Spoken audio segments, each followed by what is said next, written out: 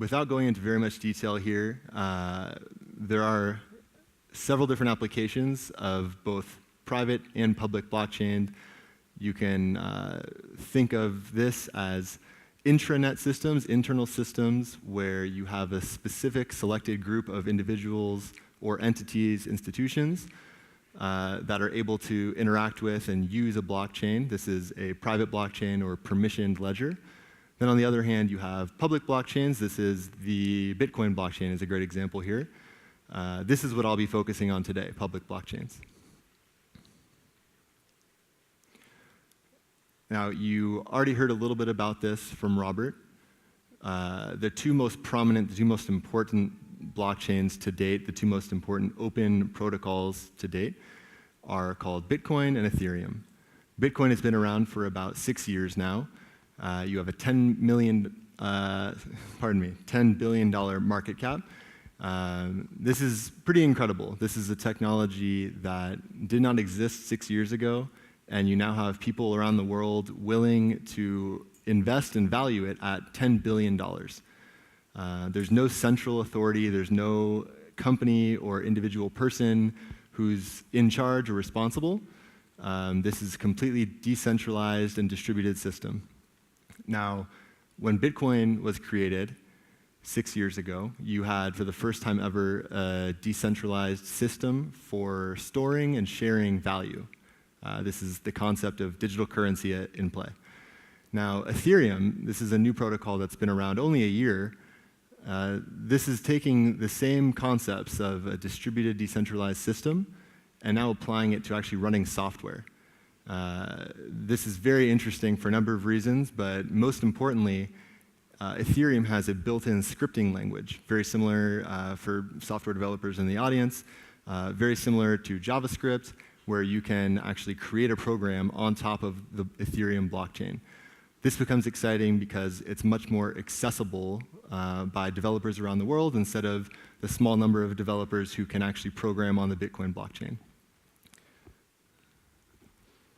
Okay, so with that very brief explanation, I'd like to introduce Coinbase, so the company that I'm here presenting today. Coinbase has been around for just over 4 years now. We're based in San Francisco, California.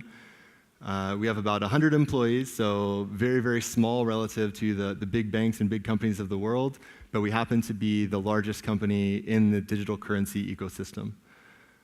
We've been very fortunate to date. We've raised over $117 million from some great financial institutions and venture capital firms. You may recognize some of the names behind me. You have venture capital firms like Andreessen Horowitz and Union Square Ventures that were very progressive in their thinking about digital currencies. You also have some very recognizable financial institutions, the New York Stock Exchange, BBVA, Mitsubishi Financial Group. I think this is all to say you have a very wide spectrum of institutions paying attention. This technology obviously is not going away at this point, and you now have experiments from startups as well as huge Fortune 100 companies. Next, I'd like to very briefly introduce two of our key platforms. So Coinbase is setting out to create an open financial system for the world, and these two platforms are sort of our first steps in making this a reality. So first, we have a brokerage platform. This is the original Coinbase platform. You can see it on the left-hand side behind me. This is intended to be a very, very simple, very user-friendly mechanism for people around the world to go back and forth between their local currency and digital currency. I'll talk a bit about our international strategy in a minute, but these services are available today in 33 countries, and of course, we're always working on adding more. Then on the right-hand side, you can see GDAX. This is our more sophisticated trading platform, whereas the brokerage platform will be used by the everyday person who's maybe getting their digital currency for the first time. GDAX is a platform that's intended for very savvy FX traders, high-frequency traders, and people in this category. So GDAX is really the liquidity provider that enables the rest of the business to thrive. Without a highly liquid digital currency, the currency is very difficult to maintain value. So it's important that people, whether they're in the ecosystem like miners, or if it's just an everyday person who bought a couple $100s worth of Bitcoin, they need to be confident that they can go back and forth between Bitcoin and their local currency if they need to pay their rent, buy groceries, and their landlord or the grocery store doesn't accept Bitcoin as a form of payment. So when someone places an order on a brokerage, we have easily enough liquidity from the professional exchange to fill that order, and vice versa. When orders are being placed on the professional exchange, sometimes they're being taken up by customers from the brokerage. Now, there are some very interesting legal implications that I'll go into again in a few minutes here about the two different products, but of course it goes without saying that security on these platforms is paramount. Robert mentioned there's been no instances of security breaches or hacks, so to speak, of the Bitcoin blockchain or of the Ethereum blockchain for that matter. But there have been many, many stories of companies that have had security breaches and have lost a lot of their customers' money. So we'll talk about that in just a moment. So in order to really fulfill this mission of creating an open financial system for the world, having the liquidity there is, of course, important, but we have to reach three specific types of users or three specific categories of individuals. First, on the consumer side, of course, we would like for everybody in the world to be able to easily access, safely store, and use their digital currency. Today, we have about 4.3 million customers around the world that use Coinbase to do just those things. On behalf of those customers, we hold about $750 million worth of digital assets. This is more than any other institution in the world. Next, we have traders. So again, having liquidity is paramount for a new digital currency to be viewed as a currency. If it can't be exchanged for goods or other currencies, then it's much less interesting to go as a mainstream consumer and buy your first Bitcoin. So we've facilitated trading of over $4.5 billion worth of digital assets. This is, again, with all different types of customers. We have the everyday person that's buying Bitcoin for the first time. We have professional financial institutions that are trading millions of dollars. So we try to serve as broad of a spectrum as possible, and to date, that's worked out quite well. Then lastly, software developers. So I mentioned in the beginning, these are very new technologies, and Coinbase is a 100-person company. So there's only so much we can do, there's only so much time in a day, and we pride ourselves on having an open API. So for most of the things that we build, we actually put them in an API, so software developers, again, around the world, are able to access those tools and maybe build companies of their own. To date, we have over 10,000 software developers around the world using our API.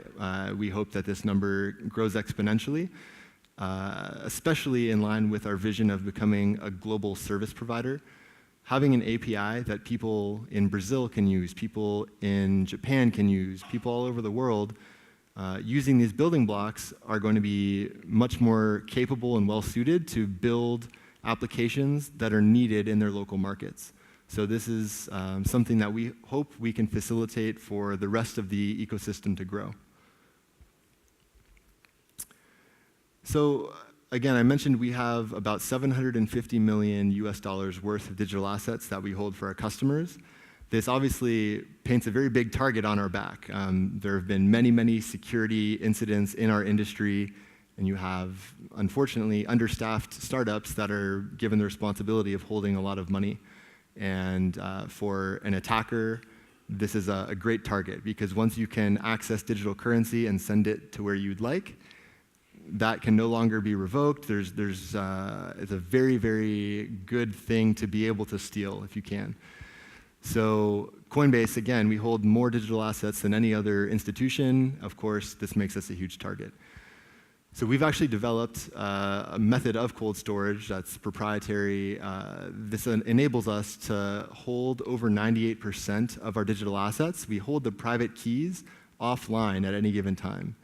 What this means in more basic English is if someone were to successfully breach our security, they would only have access to the private keys that are held online, which would be less than 2% of the value of the assets we hold. Then beyond this, for what is actually accessible and available in the event our security is breached, we were the first digital currency company to receive insurance on these holdings. So fortunately, we're one of the rare large Bitcoin companies that has not had a security breach. But if in the future we ever do, we have insurance on those holdings and our customers can be made whole. This is something very critical to earning the trust of people with such a new technology. So finally, I wanted to just spend a couple of minutes talking through international strategy and really how we're hoping to make digital currency accessible by everyone around the world. So you can see here behind me the dark-colored countries. This is where Coinbase offers services today. The lighter-colored countries are where we are intending to and working very hard to expand into. So 33 countries, getting this far, it takes a lot of work, not surprisingly. When you're dealing with such a new technology and something that regulators don't really understand yet, you have to spend a lot of time and energy and oftentimes money in interacting with regulators and getting the licenses and programs in place that you need. So this is something that for Coinbase, we started doing from very, very early on. As such, we've been able to meet with central banks and financial regulators around the world. We interact with and report directly to the chief anti-money laundering regulator in the United States. And this is something that has both been a huge burden, but also, I think, a large builder of trust for our customers. The fact that we're operating in a very similar way to traditional financial institutions when it comes to anti-money laundering, consumer protection, it makes people feel more confident going and buying their first Bitcoin or buying their first Ether or any other digital currency. So this is something that we have, again, gone through to great lengths in doing so far, and something that we consider a key part of our strategy going forward. In Brazil, you have still many open questions about how the regulators view digital currency. Fortunately, there has been some guidance. So, for example, there's been tax guidance by the regulators in Brazil.